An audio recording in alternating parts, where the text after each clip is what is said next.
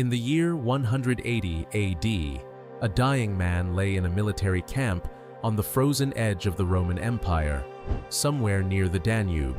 He was the most powerful human being alive. For nearly 2 decades, he had ruled 100 million people, commanded the largest army on earth, and could have spent every one of those years drowning in luxury. Instead, when his body finally gave out at 58, he was found to have spent that time writing a private notebook nobody was ever supposed to read, reminding himself, over and over, to be a better person. That man was Marcus Aurelius. And this isn't a story about an emperor. It's a story about the one thing almost every powerful person in history has failed to do: survive absolute power without being ruined by it.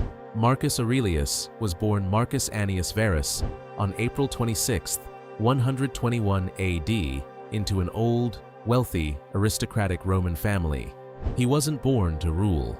He was born to be a senator, maybe a provincial governor, a comfortable, unremarkable life at the top of Roman society. That changed in 138 AD, when the Emperor Hadrian, nearing the end of his life and without a son, set in motion a succession plan. Hadrian adopted a man named Antoninus Pius on one condition: that Antoninus, in turn, adopt 2 teenage boys as his own successors. One of them was 17-year-old Marcus. For the next 23 years, Marcus lived as the emperor-in-waiting. He wasn't groomed for war or conquest. He was educated, obsessively, in rhetoric, law, and above all, philosophy. His tutor, a Stoic named Junius Rusticus, introduced him to the writings of Epictetus, a former slave-turned-philosopher, and something about that philosophy stuck with Marcus for the rest of his life. In 161 AD, Antoninus Pius died, and Marcus became emperor. His first act says almost everything you need to know about him. He insisted the Senate name his adoptive brother, Lucius Verus, as co-emperor, sharing the absolute power he could have kept entirely for himself. Here's something the popular image of Marcus Aurelius gets wrong.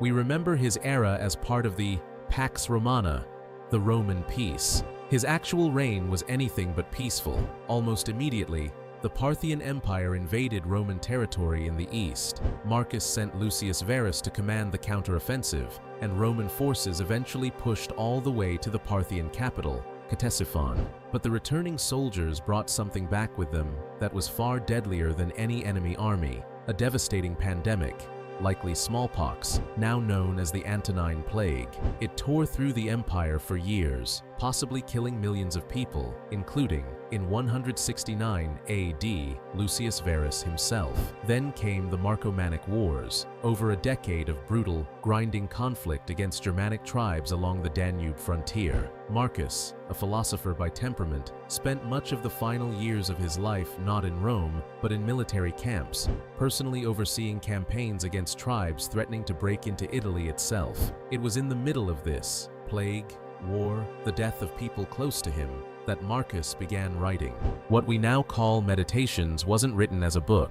Marcus never gave it a title, never intended to publish it, and likely never imagined anyone else would ever read it. It's a private journal, 12 loosely organized sections, composed largely during those military campaigns in the 170s, written in Greek, even though Latin was the language of Roman power. We don't fully know how it survived. It isn't mentioned again in history until roughly 2 centuries after his death. But somehow, copies were preserved, and today it's considered one of the most important works of practical philosophy ever written.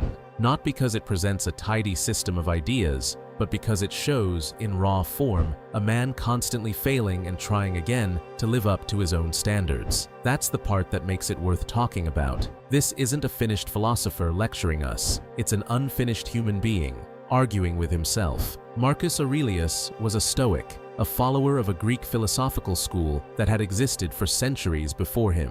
Stoicism draws a hard line between 2 things: pleasure and virtue. Pleasure, wealth, fame, status. These come and go, and chasing them was, to a Stoic, a losing game.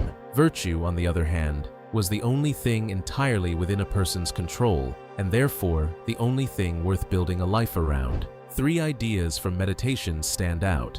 First, control what you can control. Marcus repeatedly reminds himself that external events, other people's cruelty, illness, loss, even death, are simply outside his power. What remains entirely his is how he responds. This idea, sometimes called the dichotomy of control, is arguably Stoicism's single most influential contribution to later philosophy and modern psychology, including elements of cognitive behavioral therapy developed centuries later. Second, other people's flaws are not a reason to withdraw from them. Marcus writes about encountering selfish, dishonest, or ungrateful people almost daily as emperor, hardly surprising given the constant political intrigue of imperial Rome. His response wasn't bitterness. He reasoned that people rarely do wrong on purpose. They act badly out of ignorance about what's actually good for them. His conclusion was that humans exist to work together, like the upper and lower rows of teeth, as he put it, and that resentment toward others was, in his own words, a kind of self-harm. Third, mortality isn't something to fear, but something to keep close. Marcus writes constantly about death, not with dread, but with a kind of clarity. If everything ends, he reasoned, then wasting time on grudges, vanity, or empty status-seeking was simply irrational. This constant awareness of mortality, known today by the Latin phrase memento mori, wasn't meant to be morbid. It was meant to sharpen how he spent the time he had. What makes all of this striking isn't that Marcus came up with entirely new ideas. Stoicism already existed. It's that he was arguably the one person in history with the least incentive to actually live by them. He had no boss, no law, and no real accountability. And by the accounts of contemporaries and later historians alike, he governed with unusual restraint and consulted the Senate on decisions even when he had no legal obligation to do so. If this story ended with Marcus's death in 180 AD, it might read as a clean, tidy triumph. It doesn't. Marcus made one significant decision that historians still debate. He broke with over 80 years of precedent. Since the Emperor Nerva, Rome's rulers had chosen their most capable successor by adoption rather than passing power to a biological son.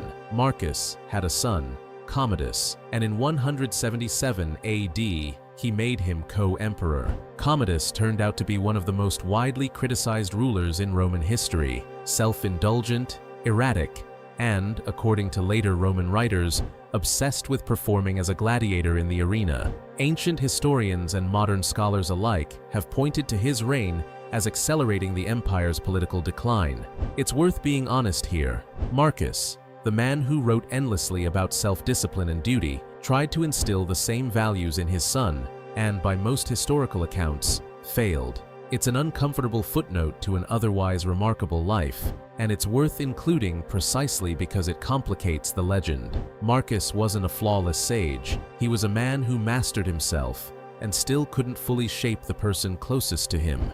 Marcus Aurelius died on March 17, 180 AD, likely near modern-day Vienna, still on campaign, still writing. He was deified almost immediately by the Senate, an honor, but also, in a strange way, beside the point. Marcus never wrote Meditations to be remembered as a god, or even as a great emperor. He wrote it because he kept falling short of the person he wanted to be, and writing it down was how he kept trying. Nearly 19 centuries later, that private, unpolished, unfinished notebook is still being read, not because Marcus Aurelius solved being human, but because he never pretended to. If you like this type of content about history explained in minutes, please subscribe to the channel and like the video.